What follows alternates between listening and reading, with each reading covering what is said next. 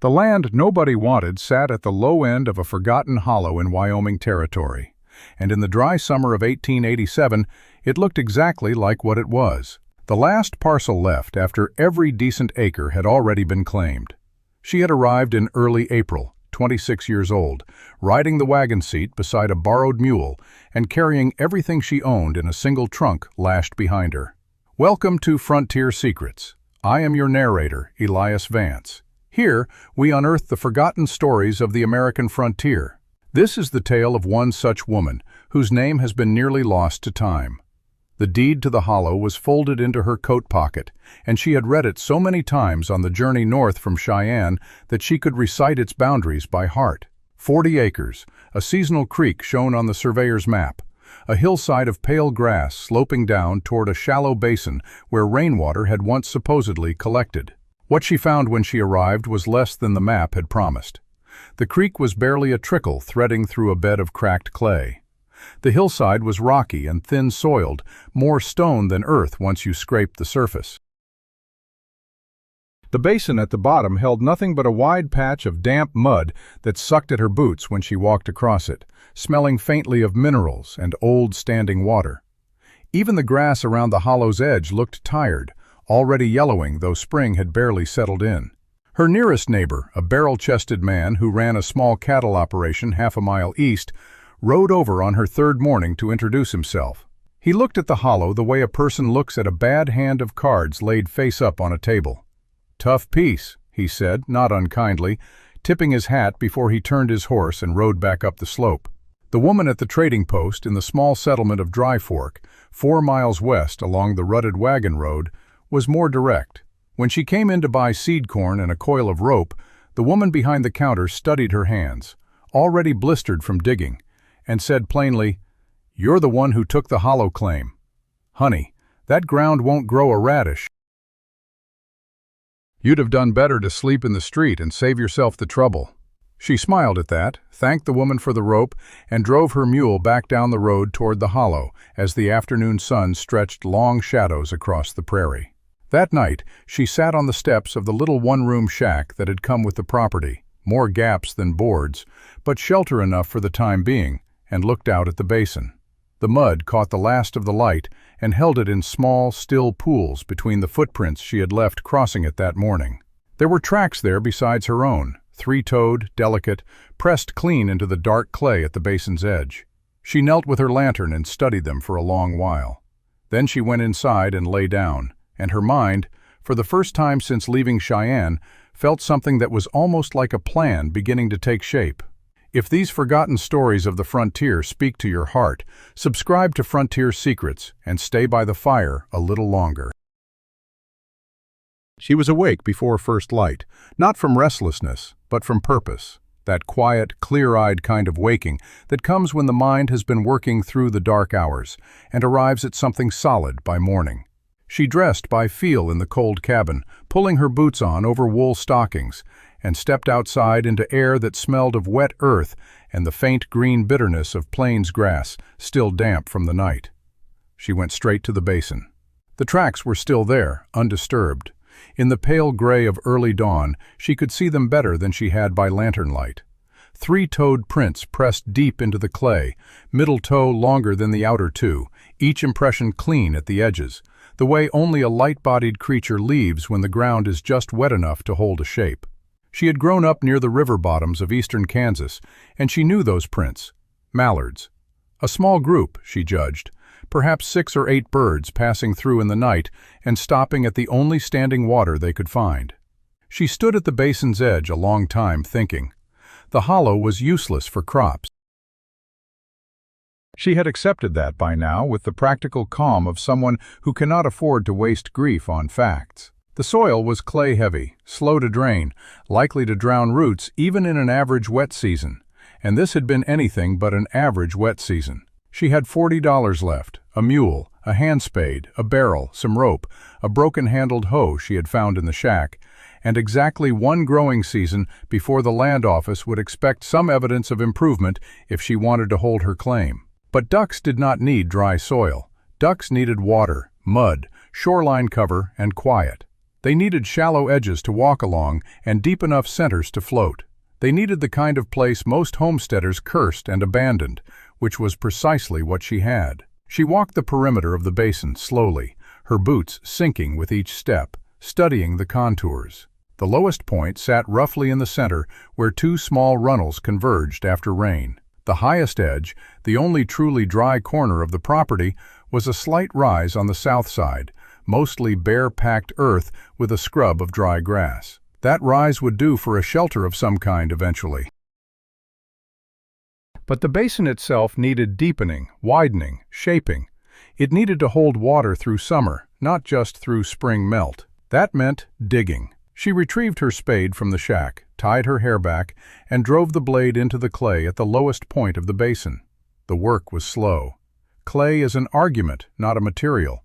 It pushes back, sticks, refuses to release. But she had made arguments with harder things than wet Kansas earth, and she settled into the rhythm of it, turning each heavy spadeful aside, watching the shallow hollow slowly, stubbornly begin to deepen as the morning light came full across the prairie. She dug through the morning. By the time the sun had climbed past its highest point and begun its slow lean westward, she had deepened the center of the basin by nearly 2 feet, and her arms felt it. A deep, particular ache that lived between the shoulder blades and traveled down to the wrists. She drove the spade into the earth, left it standing, and straightened slowly, pressing both hands against the small of her back. The basin looked different now. The hollow at its center was properly cupped, clay walls slick and dark, and where the two small runnels met, there was already a thumb-deep pool of muddy water gathering, fed by nothing more than ground seep and the remnant moisture locked in the soil. She studied it, not much, not yet, but it was the beginning of a thing that wanted to exist, and that counted for something. She hauled herself up to the dry south rise and sat in the thin shade of the scrub brush with her canteen and the heel of bread she had carried in her apron pocket. From that slight elevation, she could see across the neighboring claims, orderly furrows on the Hendersons' land to the east, a thin line of smoke from the Pratt homestead farther north, and the flat, sun-bleached roll of prairie stretching west toward the horizon. Every field she could see was fighting the same hard soil and winning or losing by degrees. None of them had water like this. None of them wanted it either. She heard it before she saw it, a low voice carrying on the wind from the road. Then then laughter. 3 men on horseback were passing along the track that edged her property. Neighbors whose names she knew well enough, and one of them had spotted her pond work. They slowed. They looked. One said something she could not fully hear, but the laughter that followed it needed no translation. A woman alone digging herself a mud wallow. That was the shape of it to them. That was the joke. She did not look away from them, and she did not hurry to look down. She sat on her rise, bread in hand, and met the moment with stillness. They rode on. She finished her bread, took 2 long pulls from the canteen, and went back down the slope to the spade. The afternoon work was slower.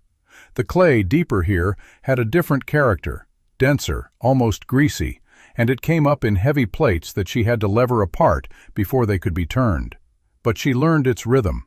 She worked the edge of the basin wider, angling the walls inward so they would hold rather than crumble, packing the removed clay into a low berm on the downslope side to catch and redirect any water that came off the prairie during rain.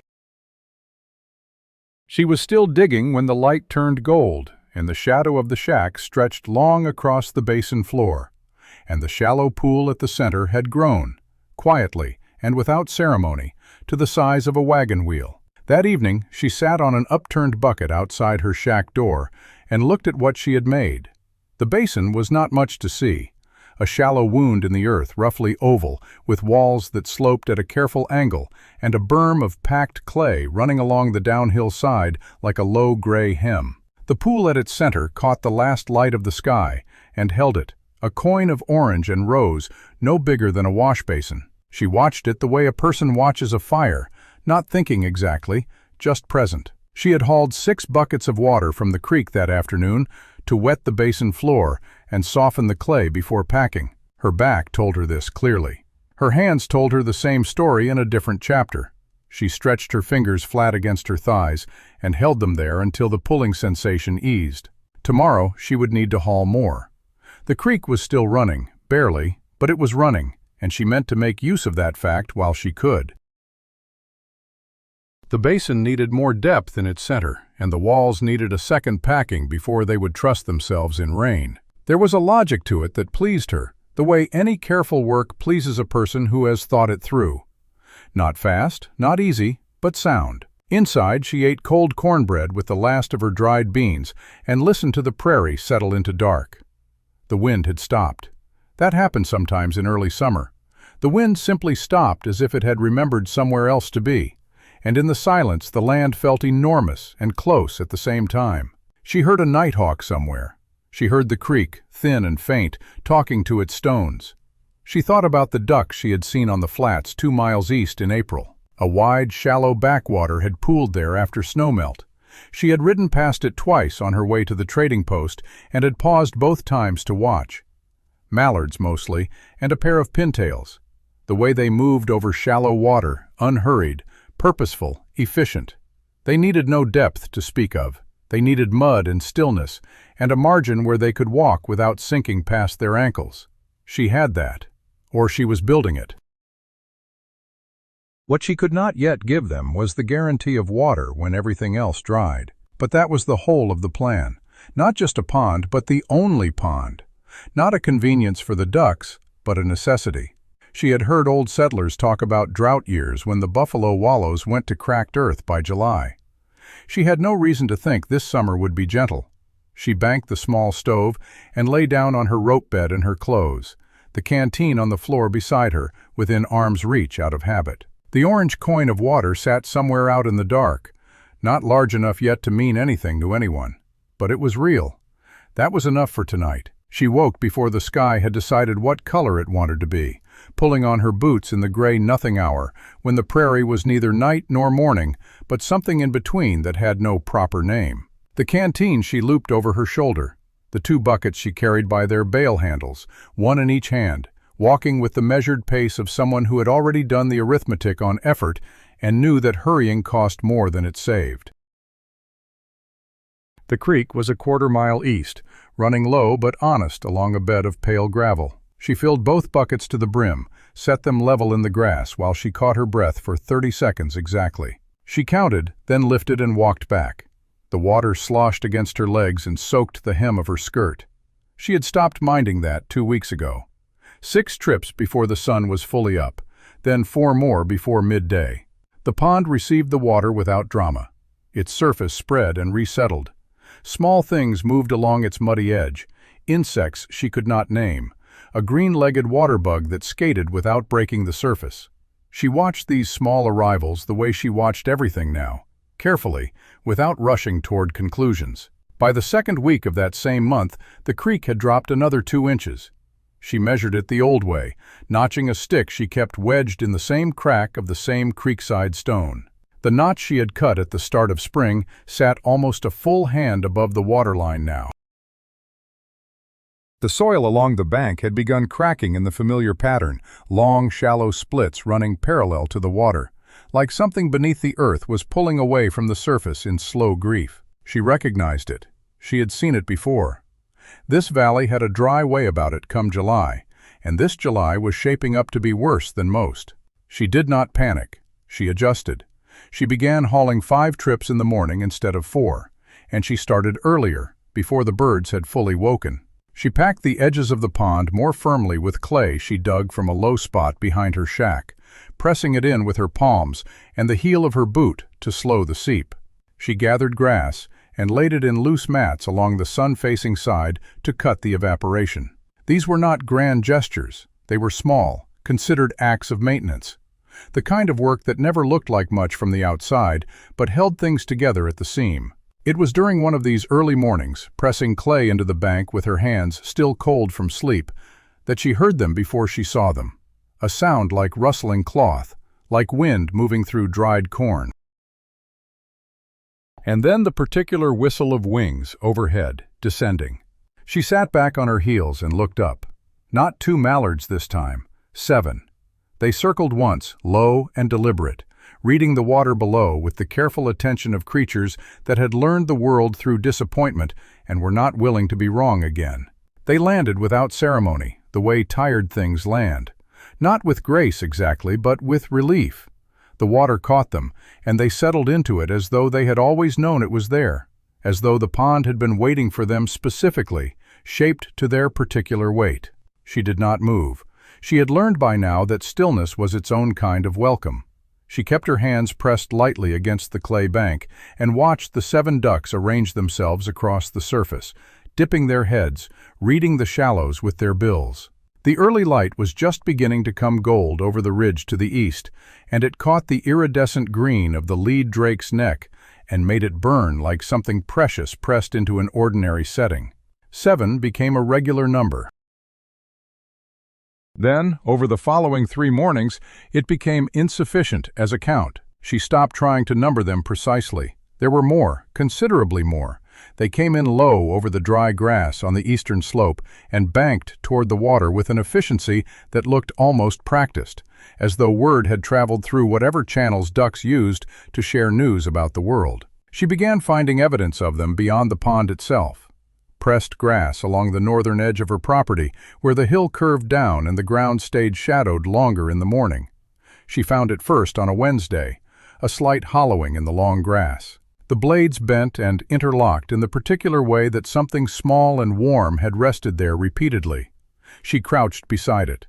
There was a single feather, soft, brown, barred with faint cream, and the faint chalky smear of what she recognized, without allowing herself to feel too much yet, as the beginning of a nest. She left it entirely undisturbed. She did not even brush the grass back into place. She straightened up, looked at it a long moment, and walked back to her shack without doing one single thing to it. That night she lay on her narrow cot and let herself think carefully about what a nest meant. Not a duck resting, not ducks passing through on their way somewhere less desperate. A nest was intention. A nest was a creature deciding that a place was worth the effort of staying, worth the vulnerability of beginning something. She had built her whole life here on that same calculation. She thought about the creek beds she had walked that week, cracked and chalky, pale as old bone. She thought about the Hendersons' cattle lowing in the afternoon heat, the sound of them restless and unhappy in a way that carried farther than it used to. She thought about how quickly the valley was emptying of the small sounds that usually filled it. Frogs, the drip and trickle of water over stone, the ordinary wet sounds of a living landscape. And she thought about what it would mean, come morning, if she walked back to that hollow in the grass and found not 1 nest begun, but 2.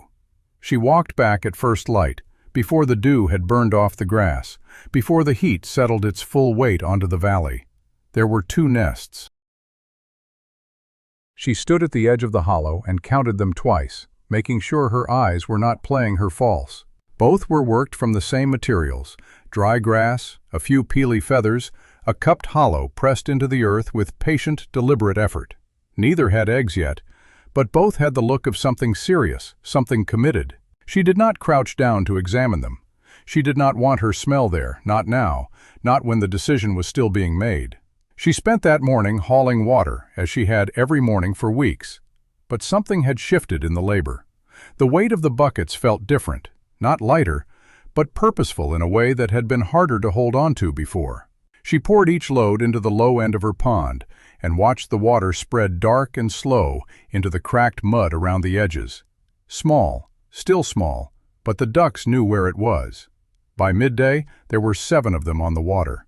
She counted from the doorway of her shack, staying back, staying quiet. 7. She had not seen more than 4 at once before. She watched them tip and feed along the bottom, their tail feathers angled up in that unhurried way they had, entirely unbothered by her watching. One climbed out onto the bank and stood there in the sun, preening as though it had been doing exactly this for years. She did not tell anyone about the mallards. This was a deliberate choice. The town had already spent considerable energy forming opinions about her project, and she had no interest in offering them fresh material. Let them believe what they believed. Let them picture her hauling futile buckets to a useless patch of mud. The ducks that had come and gone in the early light were hers alone, and she intended to keep that quiet, like a coal banked low under ash, warm and patient, and not yet ready to be examined. But the land itself could not keep secrets the way she could. The neighbor to the south, a woman named Mrs. Halverson, with 2 daughters trailing behind her like ducklings of their own, appeared at her fence line one afternoon. She said their well had gone bitter, the water turning gray and tasting of something she could not name, but would not let her children drink.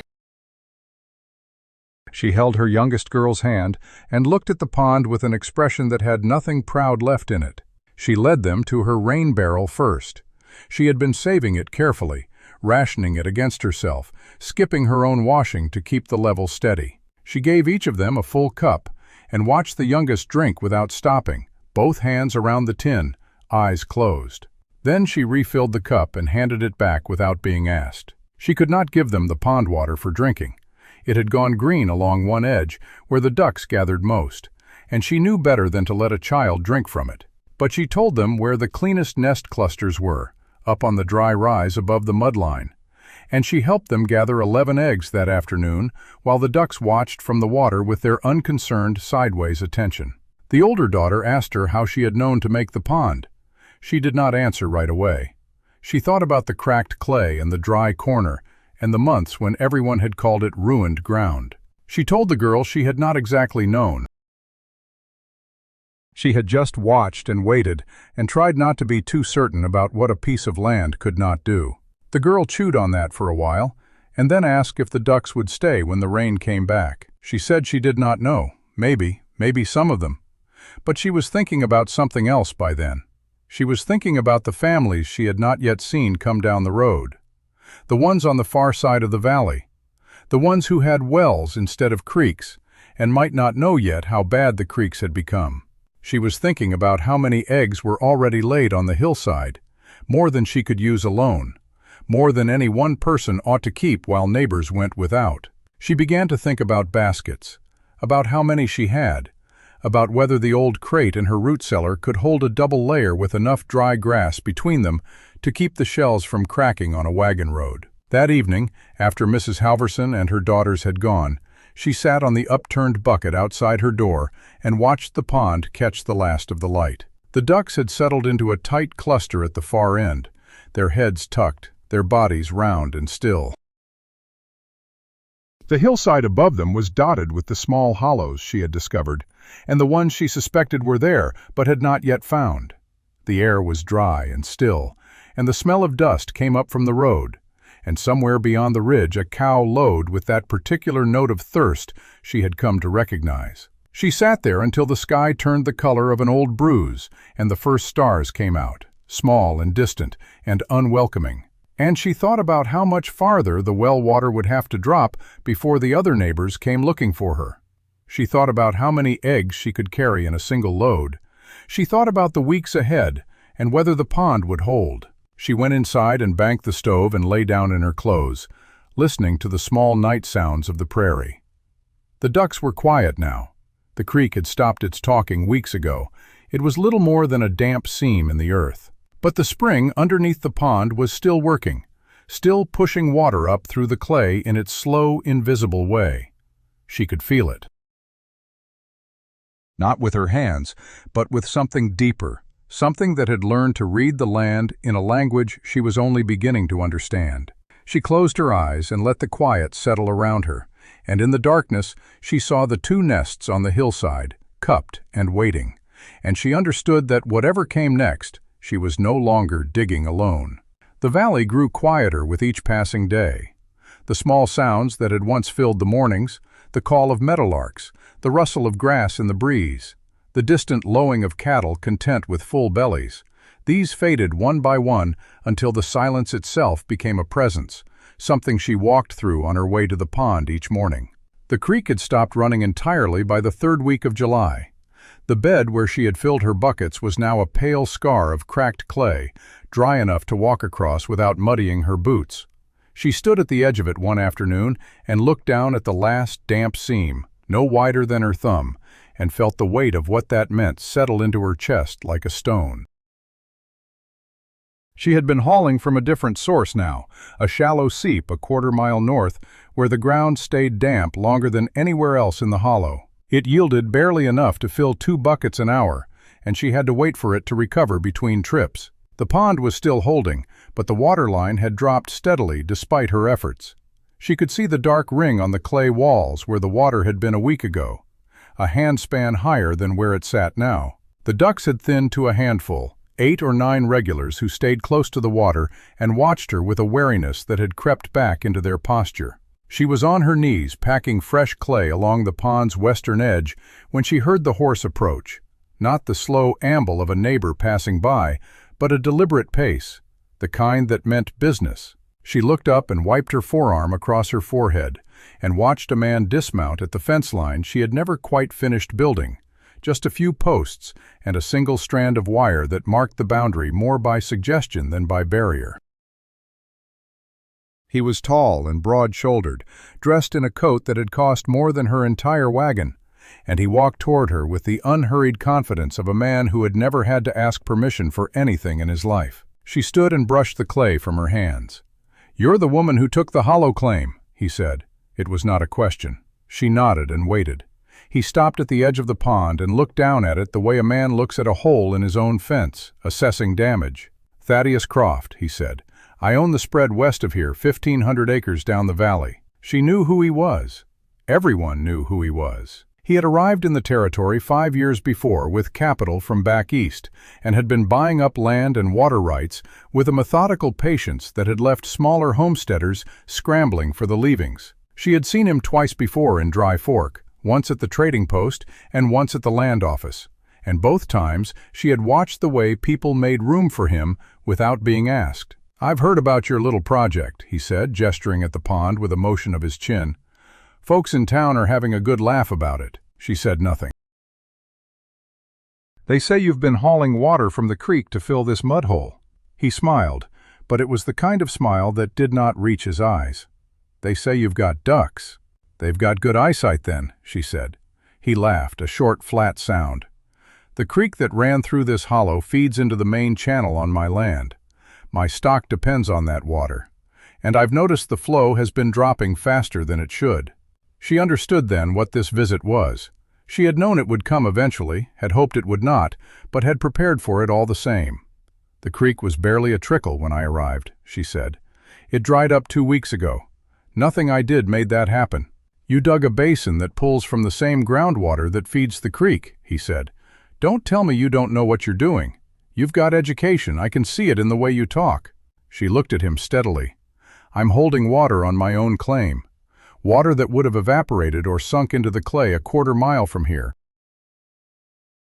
I'm not taking anything from you." He studied her for a long moment, his eyes moving from her face to the pond, to the hillside where the nests were tucked into the grass. His gaze lingered there, and she felt a cold thread run through her chest. "Those nests," he said. "You're collecting eggs." "I share what I can." "With who?"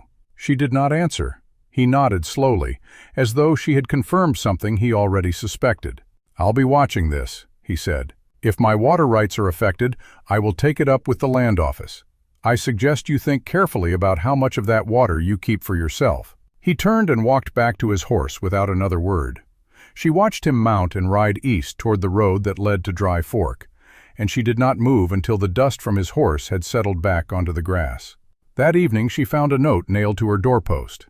It was written on a scrap of brown paper, the handwriting cramped and uneven, and it said simply, "Land Office wants to see your improvement by August 15th. Signed, J. Grimes, Clerk." She read it 3 times, then folded it and put it in her apron pocket. August 15th was 3 weeks away. 3 weeks to prove that a mud hole and a handful of ducks counted as improvement under the Homestead Act. She did not sleep well that night. She lay on her cot and listened to the wind moving across the hollow, dry and hot even after dark. And she thought about Mr. Croft's eyes resting on the nests.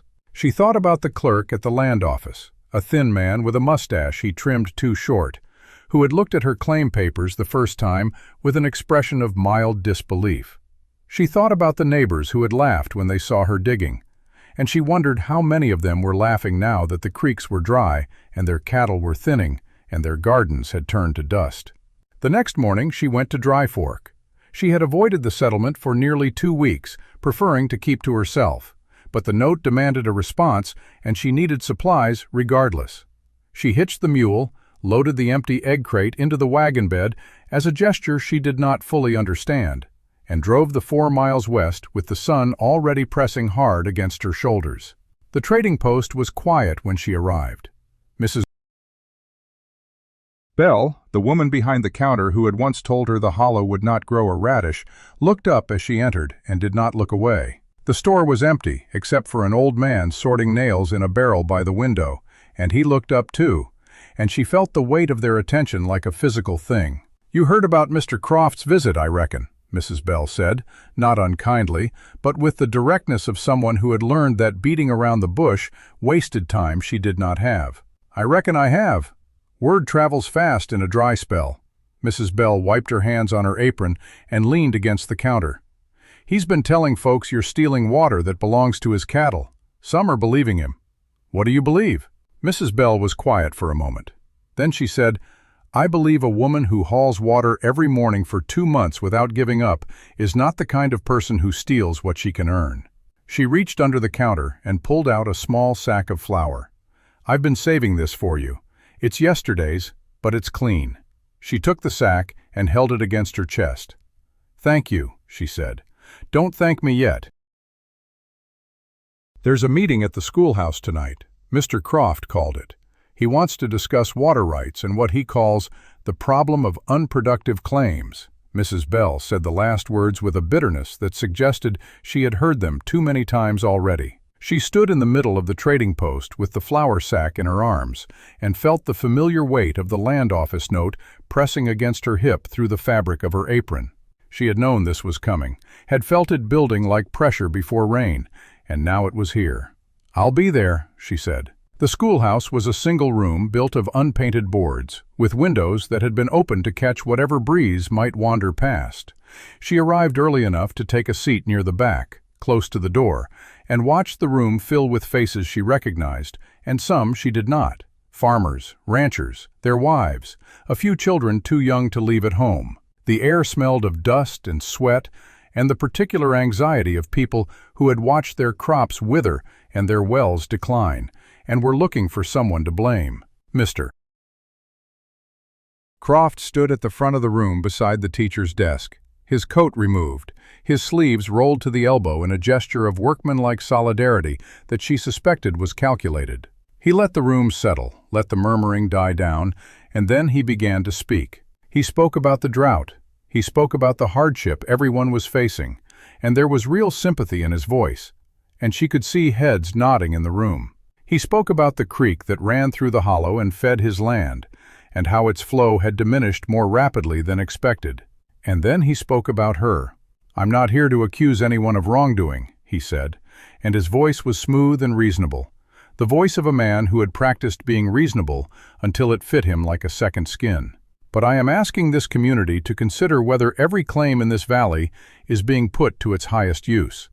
We have limited water. We need to be wise about how we allocate it." He did not name her. He did not need to. The eyes in the room turned toward the back, toward the seat near the door where she sat, and she felt the weight of them like a hand pressing against her chest. A man near the front stood up. She recognized him as one of the 3 who had ridden past her property that morning weeks ago, the one who had laughed the loudest. "That pond of yours," he said, not quite looking at her. "It ain't a proper improvement. It's a mud wallow with some ducks on it. You can't homestead a duck pond." There were murmurs of agreement. She saw Mrs. Halverson near the window, holding her youngest daughter's hand, and she saw the older daughter looking at her with an expression she could not quite read. She stood up. The room went quiet. "I didn't come here to argue," she said. "I came here to listen, and I've listened. But I want to say one thing." She looked at Mr. Croft, and then at the man who had spoken, and then at the faces that filled the room. "I dug that pond because the land told me to. I watched where the water wanted to go, and I helped it get there. The ducks came on their own. I didn't bring them. I didn't steal them. They found the water I held, And they stayed. She paused. The room was silent. I've given eggs to families in this valley. I've given water to neighbors whose wells went bad. I haven't charged a penny. And I'm not stealing anything from anybody. She turned to Mr. Croft. The creek was drying before I broke ground. You know that as well as I do. Mr. Croft's face did not change, but something in his posture shifted, a slight tightening at the shoulders. The land office will decide what counts as improvement, he said, not sentiment. I know, she said. I've already received my notice. She walked out of the schoolhouse before anyone could respond, stepping into the dry night air, and she did not look back. The road home was dark and quiet. The mule knew the way, so she let the reins go slack and sat in the wagon seat looking up at the stars, cold and distant and utterly indifferent to the affairs of people. She thought about the note in her pocket and the 3 weeks that stood between her and the land office. She thought about Mr. Croft's face when she had mentioned the eggs, and she wondered if he knew about the families she had helped and whether it mattered to him one way or another. When she reached her property, she did not go inside immediately. She walked to the pond and stood at its edge in the dark. The water caught the starlight and held it, a thin silver sheet across the surface. The ducks were clustered at the far end, 7 of them, still and silent. The hillside above was dark, but she knew the nests were there, cupped and waiting. She sat down on the packed clay and wrapped her arms around her knees and stayed there for a long time, listening to the small sounds of the night, the whisper of the wind through dry grass, the distant call of a nighthawk, the faint, steady pulse of water moving underground, invisible and patient and still feeding the pond she had built with her own hands. And she thought about what it meant to hold water in a dry land, and what it meant to be the one person who had listened when everyone else had laughed. She woke before dawn the morning after the schoolhouse meeting, not because sleep had left her, but because the weight in her chest had grown too heavy to lie still beneath. She dressed in the dark and walked to the pond with the first gray light, and what she saw stopped her at the edge. The waterline had dropped again overnight, lower than she had ever seen it. The dark ring on the clay walls stood a full 2 fingers above the surface now, and the mud around the edges had begun to crack in long, shallow fissures that ran like veins across the bank. The ducks were clustered at the deepest point, 7 of them, but they looked smaller somehow, drawn in on themselves, as though the pond itself was shrinking around them. She knelt and pressed her palm into the clay at the water's edge. It was drier than it should have been, crumbly rather than soft, and when she lifted her hand, the print held for only a moment before the edges collapsed. The spring beneath the pond was slowing. She had known it would eventually, had known that no underground source could sustain the evaporation of a drought summer indefinitely. But knowing and feeling were different things, and what she felt now was the particular cold dread of a clock she could not stop. She spent that morning digging the pond deeper by hand. It was slow work, agonizing work, each spadeful of clay heavier than the last, and the deepening only lowered the waterline further before it had time to refill.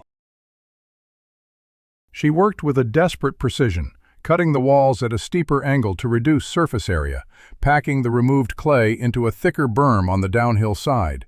And when she finally stopped at midday, her hands were raw, and the pond held barely 4 inches of water at its center.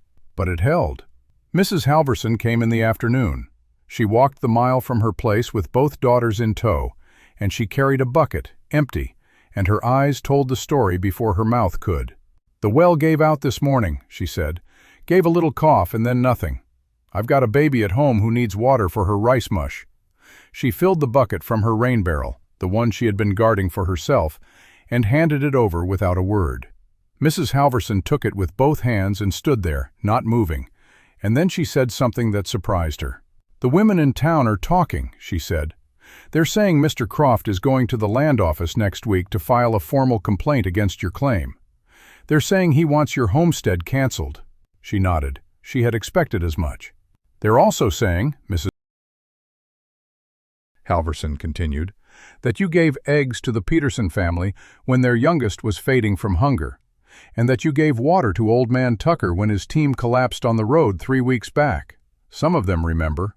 She looked at Mrs. Halverson and felt something flicker in her chest, small and fragile, and not quite hope, but something like its distant cousin. "Does it matter?" she asked. "It might," Mrs. Halverson said. "It might matter more than you think." That night she sat on the upturned bucket and watched the pond by starlight. The water was still, a dark mirror reflecting nothing but the sky. The ducks were at the far end, heads tucked, and she counted them twice to be certain. 6. One had left while she was not watching, slipped away in the afternoon heat, and she did not know if it would return. She thought about the land office and the note in her pocket, and the 3 weeks that had become 2, and she thought about Mr. Croft's face at the schoolhouse, smooth and reasonable, and she understood that she was running out of time. The next morning she found the letter nailed to her doorpost. It was written on official paper, the ink pressed deep into the fibers, and it said that a hearing had been scheduled for August 10th at the land office in Dry Fork to determine whether her claim constituted a valid improvement under the Homestead Act. She was invited to present evidence of cultivation, habitation, or development. Failure to appear would result in automatic forfeiture. August 10th was 11 days away. She read the letter 3 times, then folded it and placed it in the same pocket that held the earlier note. She walked to the pond and stood at its edge, and she looked at the water that was barely deep enough to cover a duck's belly, and she looked at the hillside where the nests sat empty now because the ducks had stopped laying in the heat, and she looked at the cracked clay that ran in veins across the basin floor, and she felt the full weight of what she had done land on her shoulders like a hand pressing her down. But she did not sit down. She picked up her spade and walked to the seep a quarter-mile north, and she began to dig a new channel, a shallow trench that would catch any runoff from the slope above and direct it toward the pond. It was a small thing, a desperate thing, but it was something, and she had learned long ago that something was better than nothing. She worked through the morning and into the afternoon, cutting a narrow ditch that followed the natural contour of the land, angling it so that any rain that fell on the hillside would trickle down into the basin. There was no rain in the sky, no clouds at all, just the unbroken blue of a drought sky that had forgotten how to weep. But she dug the channel anyway, because digging was what she did, and because the alternative was to stop, and stopping meant admitting that she had been wrong, and she was not ready to admit that yet. On the 5th day of that week, a Thursday, a wind came up from the south. It was not a gentle wind. It was a hot, dry blast that stripped the moisture from the air and left the prairie crackling and pale. She was in the ditch when it hit, and she had to brace herself against the spade to keep from stumbling. The wind carried dust and grit and the smell of dry grass, and when she looked up, she saw a plume of smoke rising from the direction of the Halverson place. She ran. She did not think about the pond or the ditch or the letter in her pocket. She ran across the dry grass, her boots pounding against the cracked earth, and when she crested the ridge, she saw the fire. It was moving fast, feeding on the dry grass, a wall of flame that stretched 100 yards wide and was driving straight toward the Halverson homestead. Mrs. Halverson was in the yard with her daughters, dragging a bucket from the well that had given out 3 days before, and the bucket was empty, and the fire was coming. She did not stop to think. She ran to the pond, grabbed the buckets she had used 100 times, and began hauling water. Not to the fire directly, but to the strip of ground between the Halverson place and the flames. She poured the water onto the dry grass, soaking a narrow band, widening it with each trip, and when the buckets were empty, she ran back to the pond and filled them again. Her arms burned, her lungs burned, the fire roared and crackled, and the smoke stung her eyes, and she could not see whether her efforts were making any difference. The 3rd time she reached the pond, she found Mr. Croft there. He was on horseback, his face red and streaked with ash, and he was looking at the fire, and then at her pond, and then at the buckets in her hands. "What are you doing?" he shouted. She did not stop. She filled the buckets and turned and ran back toward the fire line. He followed. She heard his horse behind her, and then she heard him dismount, and then she heard the sound of a shovel striking earth. He was digging.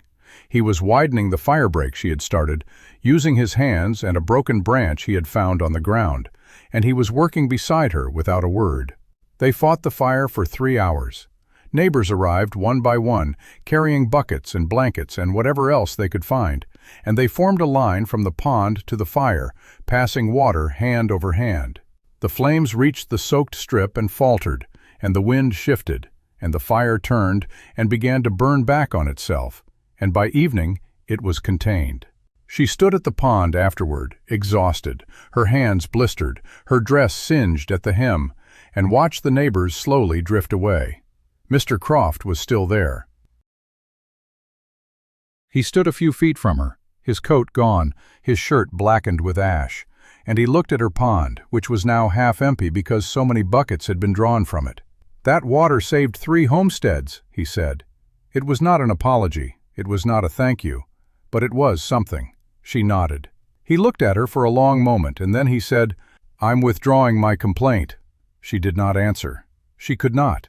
She simply stood there at the edge of the pond she had dug with her own hands, the water low and muddy and still holding, and watched the last of the smoke curl into the darkening sky. The smoke had cleared by morning, but the smell of it lingered, a sharp, acrid presence that clung to everything, her clothes, her hands, the walls of the shack, even the water in the pond when she knelt to test it with her fingers. The surface was clouded with ash, a fine gray film that drifted across the surface like a slow, settling regret. She dipped a cup and tasted it, and the water was warm and flat and faintly bitter, but it was still water. The fire had not reached the pond, she had made sure of that. She spent the morning cleaning the basin, skimming the ash with a cloth stretched across a frame of willow branches she had cut from the dry bed of the creek. It was slow, delicate work, the kind that required patience she was not certain she still possessed. Her hands were blistered from the firefighting, the skin on her palms tight and tender, and each movement sent a small, sharp reminder through her wrists. But she did not stop. The pond needed to be clear, not for the land office, not for Mr. Croft, but for the ducks. She had seen only 2 of them that morning, a pair huddled at the far edge, their feathers dulled with ash, their eyes watchful and uncertain. She was not going to let them leave. By midday, the water had cleared enough that she could see the clay bottom at the shallow end. She stood and pressed her hand against the small of her back, feeling the familiar ache that had become as constant as breathing. The level was still low, dangerously low, but the spring beneath was still pushing, still feeding the pond in its slow, invisible way. She could feel it when she pressed her palm flat against the clay at the deepest point, a faint coolness that had nothing to do with the air above. Mrs. Halverson appeared on the path in the early afternoon. She was alone this time, without her daughters, and she carried a basket covered with a cloth. She walked up to the pond and stood beside her, looking at the water, and then she set the basket down on the packed clay and lifted the cloth. Inside were 2 jars of preserved peaches, a loaf of bread still warm from the oven, and a small sack of coffee beans, the good kind, dark and oily and fragrant, even through the cloth. "I wanted to thank you," Mrs. Halverson said, "for the water, for the eggs, for what you did yesterday." She looked at the basket and felt her throat tighten. "I didn't do it for thanks." "I know." Mrs. Halverson smiled, a small, tired smile that did not quite reach her eyes. "That's why I'm thanking you." They stood together at the edge of the pond, 2 women in a dry valley, and neither of them spoke for a long time. The ducks had moved closer, watching them with their heads tilted, as though they too were waiting for something. "The hearing is still on," Mrs. Halverson said quietly. "August 10th. I heard it in town this morning. Mr. Croft withdrew his complaint, but the land office says they need to evaluate your improvement regardless. Something about procedure." She nodded. She had expected as much. The machinery of the land office moved slowly and did not reverse course easily. "I'll be there," Mrs. Halverson said. "I'll tell them what you did, about the eggs, about the water, about the fire." She looked at Mrs. Halverson and felt something shift in her chest, a small loosening of the knot that had been tightening there since the night of the schoolhouse meeting. "Thank you," she said. Mrs. Halverson nodded and turned to go. At the edge of the path she stopped and looked back. "There's something else," she said. "The Petersons are coming too, and old man Tucker, they remember." She watched Mrs. Halverson walk up the path and disappear over the ridge, and then she looked down at the basket of food and felt the warmth of it spread through her. Not the warmth of the sun, but something deeper, something that had been starved for a long time and was only now beginning to be fed. The next 3 days passed in a rhythm of small, deliberate acts. She cleaned the pond again, deepening the center by another few inches, packing the edges with fresh clay dug from a new spot she had found behind the shack. The ducks returned slowly, one by one, over the course of the week, and by the 7th morning there were 9 of them on the water, the highest count she had seen in nearly a fortnight. She counted them twice to be sure, and then she allowed herself a small smile, the first in longer than she could remember. The hillside showed signs of new activity as well. She found a fresh nest tucked beneath a clump of dry grass, still empty but carefully cupped, the grass woven with the same patient attention she had seen in the first ones. She left it undisturbed and walked back to the shack with a quiet sense of something that felt almost like hope, though she was careful not to name it, knowing how easily hope could be taken away. On the evening of August 9th, the day before the hearing, she sat on the upturned bucket and watched the sun set behind the ridge. The pond caught the last of the light and held it, orange and gold and deep red, a mirror of the sky above. The ducks were quiet, settled into their evening cluster, and the hillside was still. She had done everything she could. The pond was as deep and clean as she could make it. The nests were there, evidence of life and purpose. She had the names of the families she had helped, the water she had given, the eggs she had shared. It was not a crop of corn. It was not a fenced pasture, but it was something, and she was going to present it with the same quiet conviction that had carried her through every day since she had first driven the spade into the clay. She went inside and banked the stove and lay down on her cot, and for the first time in weeks she slept without waking. She woke on the morning of August 10th before the sun had fully committed to rising, and she dressed with a care she had not shown in weeks. She had one good dress, a calico print in faded blue that she had worn only twice since arriving, once to the trading post and once to the schoolhouse meeting. She pulled it over her head and smoothed the fabric with her palms, then sat on the edge of the cot and braided her hair with deliberate, steady fingers. She did not look in the small mirror hanging by the door. She was not preparing for a performance. She was preparing to tell the truth, and the truth did not need to be beautiful. She walked to the pond one last time before leaving. The water was still low, but the ash was gone, and the surface was clear, reflecting the pale gray of the early sky. 9 ducks floated at the far end, quiet and still, and one of them, the lead drake with the iridescent green neck, lifted his head and looked at her as she approached. She stopped at the edge and met his gaze, and for a moment they regarded each other across the water. 2 creatures who had found something in this hollow that no one else had thought to look for. She hitched the mule and drove the 4 miles to Dry Fork. The road was dry and dusty, the grass along the edges brittle and pale, and the sky above was the same unbroken blue that had stretched across the valley for weeks. There was no sign of rain.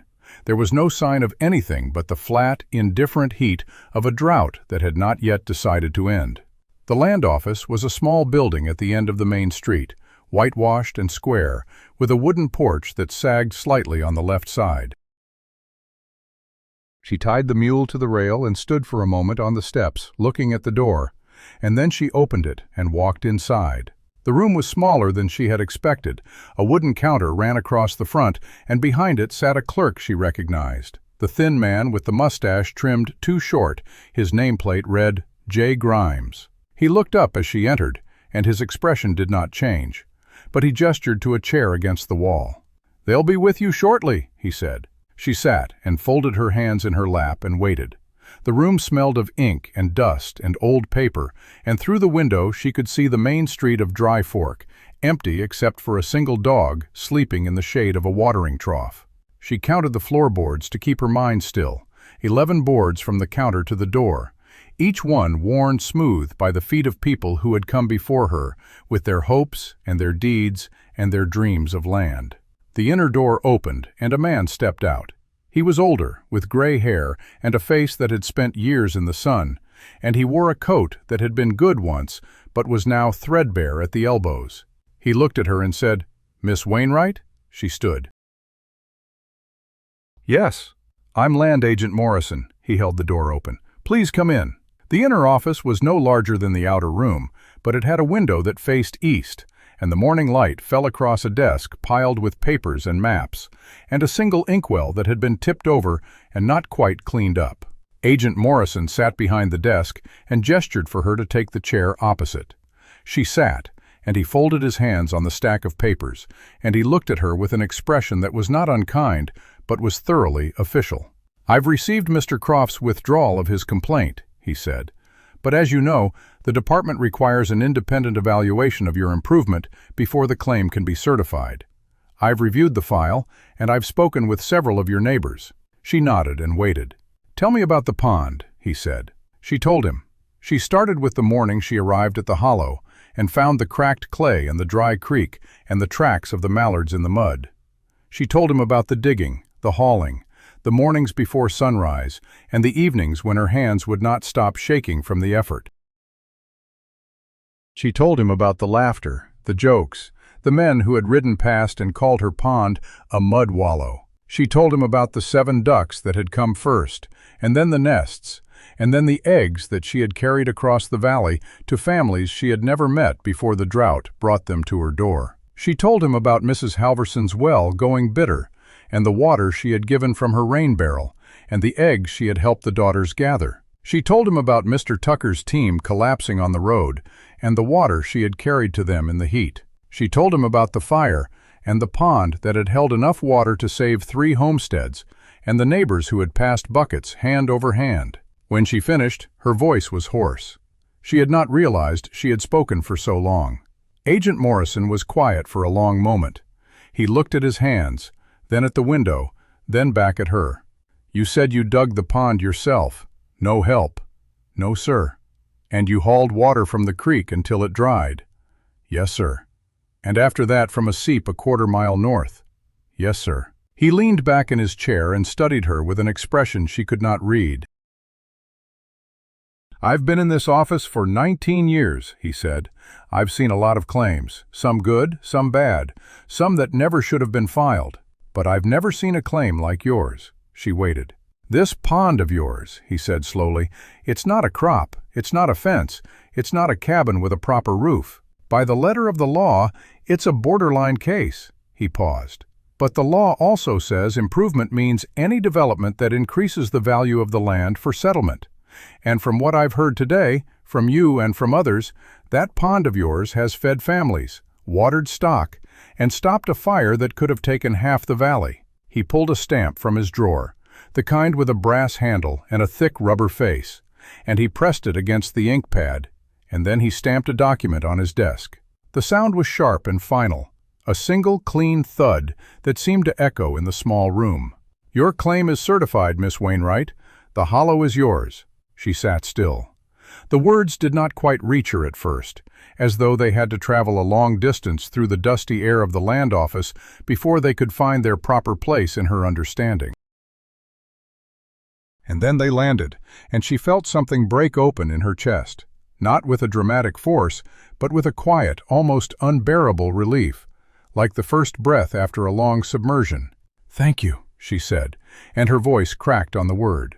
Agent Morrison nodded. "I'll have the certificate drawn up by the end of the week. You can collect it from the clerk." She stood, and he stood, and they shook hands across the desk. And then she walked out of the inner office and through the outer room and onto the porch, where the morning sun had grown hot, and the dog was still sleeping in the shade of the watering trough. She stood on the steps and looked up at the sky, and she saw something she had not seen in weeks.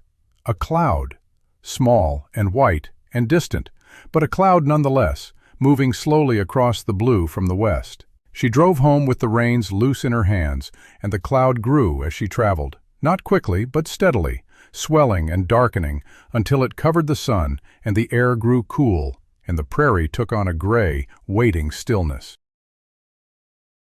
By the time she reached the hollow, the first drops were falling, fat and heavy, striking the dust in small explosions and leaving dark spots that spread and joined until the road began to darken. She stopped the wagon at the fence line and did not go inside. She stood in the rain, letting it soak her hair and her dress and her skin, and she watched the pond receive the water. The first drops hit the surface and vanished, and then more came, and the surface dimpled and danced, and the dark ring on the clay walls began to fill, slowly at first, then faster, as the runoff from the hillside began to trickle down the carefully dug channel and into the basin. The ducks had lifted into the air at the first sign of rain, but they did not leave. They circled once, twice, and then settled back onto the water, spreading their wings and tipping their heads back, and she watched them as the rain fell and the pond rose and the valley drank its first deep draught in months. She was still standing there when she heard the horse approach. She turned and saw Mr. Croft riding up the road with his coat collar turned up against the rain. He stopped at the fence line and looked at her, and she looked back, and the rain fell between them. "I heard," he said. "From the agent. The claim is yours." She nodded. He sat on his horse in the rain, and she stood in the rain, and for a long moment neither of them spoke. Then he dismounted and walked to the edge of the pond, and he looked at the water rising, and he looked at the ducks, and he looked at her. "I was wrong about you," he said. "I thought you were a fool. I thought that pond was a waste of time and water and good land. But I was wrong." She waited. He looked down at his boots, wet and muddy at the toes. "That fire would have taken my place too, if your pond hadn't held. I know that. I've been trying not to know it, but I do now." He looked up and met her eyes. "You built something here, Miss Wainwright, something that matters. I'm sorry I tried to take it from you." She looked at him, at the rain running down his face, at the way his shoulders had dropped, at the humility in a man who had never needed to be humble before, and she said, "I accept your apology, Mr.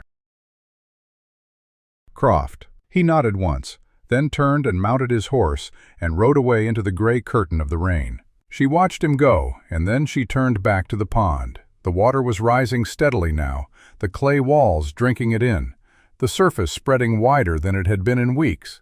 The ducks were swimming in tight circles, content and unhurried, and the hillside above was dark with moisture, the grass bending under the weight of the rain, the nests cupping the water like small, grateful hands. She walked to the hillside and climbed to the nest she had first found weeks ago, the one with the single feather pressed into the grass. She knelt beside it and looked at the hollow, now lined with damp grass, the edges softened by rain. And she reached in and picked up the feather, brown and cream, barred and delicate, and she held it in her palm as the rain fell around her. This is Elias Vance, and you have been listening to Frontier Secrets. Subscribe and step back in time. The frontier hides more than it shows.